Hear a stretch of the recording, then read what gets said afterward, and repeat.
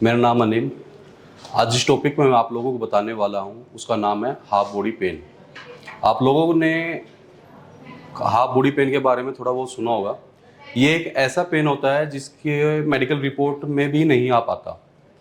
ये कई कारणों से आता है, जैसे कि इसके ना पहले तो मैं एक चीज़ बता देता हूँ। इसके एक तो होता है कि मेडिकल कंडीशन होती है और एक होता है कि नॉर्मल किसी भी कंडीशन से आ सकता है, जैसे कि मांसपेशियों में कमजोरी आ गई, वो उम्र के साथ भी आ सकती है, या आप एक करवट ज़्यादा टाइम के लिए लेट गए या वही उसी पोस्चर में आप डेली सोते आ रहे हो। और तीसरा क्या है कि आपने ज़्यादा व्यायाम कर लिया एक साइड में। जैसे आज के टाइम में आप जिम में जाते हो तो जिम में जाने के बाद ना जिम ट्रेनर आपको ये गाइड तो करता है कि ये आपको सेट ऐसे लगाना है, लेकिन वो ये गाइड नहीं कर पाता है कि आपको दोनों साइड इक्वल वेट रखना है, जिसके कारण काफ़ी बार आपने देखने को में मिला है कि एक साइड का जो पोर्शन होता है या तो वो वीक हो जाता है या काफ़ी हैवी हो जाता है, जिसके कारण भी हाफ बॉडी पेन आ सकता है। लेकिन इससे पहले हम सबसे पहले अपने शरीर को थोड़ा सा जान लेते हैं। जो हमारा शरीर है वो अल्कलाइन और एसिड से बना है, जिसका सीधा सीधा रूप है भगवान शिव, जिसको अर्धनारीश्वर के रूप में जाना जाता है। इसकी एक छोटी सी कहानी है। जब भगवान ब्रह्मा पूरी सृष्टि में मतलब सृष्टि का निर्माण कर रहे थे तो उनके पास ना कोई वो आ नहीं रहा था ऑप्शन कि वो किस तरीके से करे। तो उन्होंने भगवान शिव की तपस्या करी। तपस्या करने के बाद भगवान शिव वहां प्रकट होते हैं। प्रकट होने के बाद भगवान शिव उनको जब जिस रूप में देते हैं वो शिव और शिवा के रूप में प्रकट होते हैं। शिव और शिवा का रूप देखने के बाद ब्रह्मा जी को ये आइडिया आता है कि इस तरीके से मुझे एक नर और एक नारी के रूप में इस दुनिया में मतलब दो लोगों को भेजना, जिससे प्रजनन क्रिया बढ़ती रहे। और इसी चीज से हमारा बॉडी का भी साइंस जुड़ा हुआ है।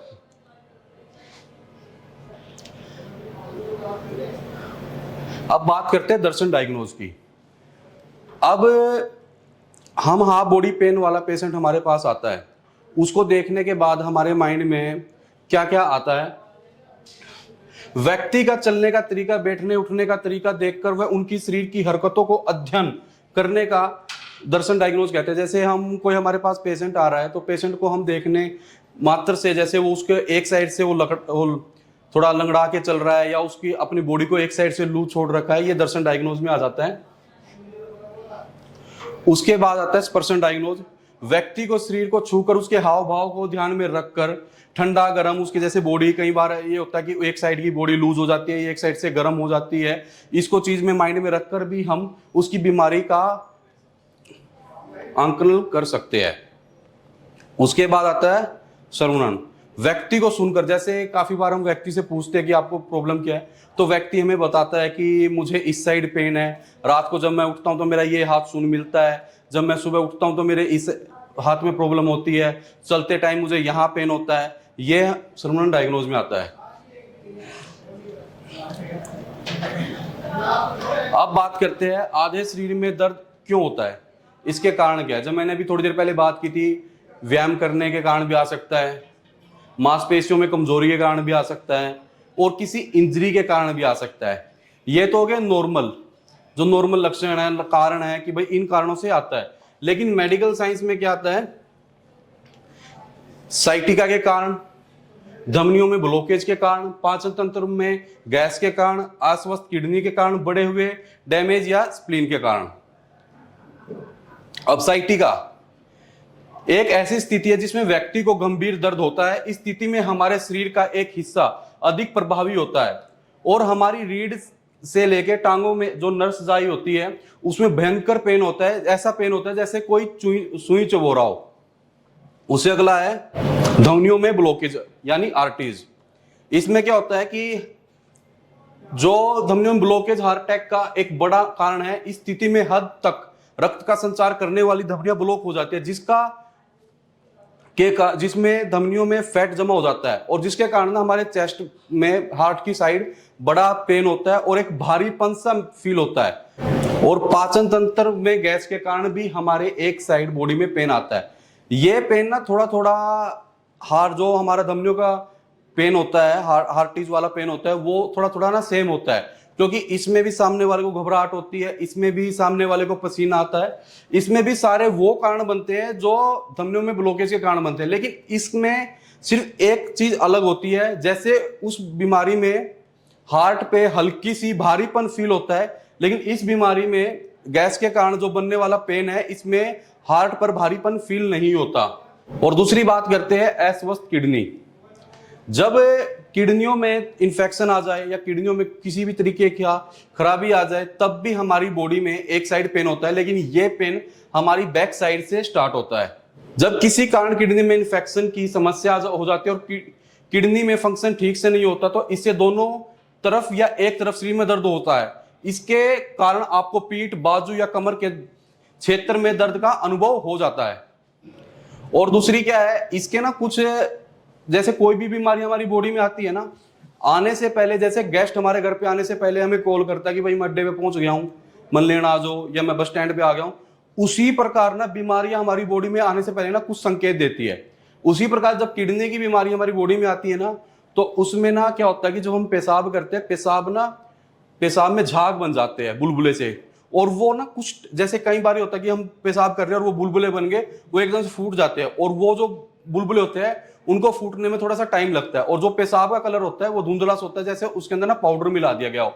और क्या होता है कि पेशाब के अंदर से अलग तरीके की ना बदबू सी आती है, उसकी महक से भी हम इस प्रॉब्लम का लगा सकते हैं। और उसी प्रकार ना, जैसे हम सुबह उठते हैं, और सुबह उठने नहीं, एक ये होता है कि जैसे हमारा जो ब्रेन है वो दो हिस्सों में बटा हुआ है, एक लेफ्ट ब्रेन, एक राइट ब्रेन, ठीक है। और जब हमारा जो राइट ब्रेन है वो लेफ्ट बॉडी को चलाता है, और जो लेफ्ट ब्रेन है वो हमारी राइट बॉडी को चलाता है।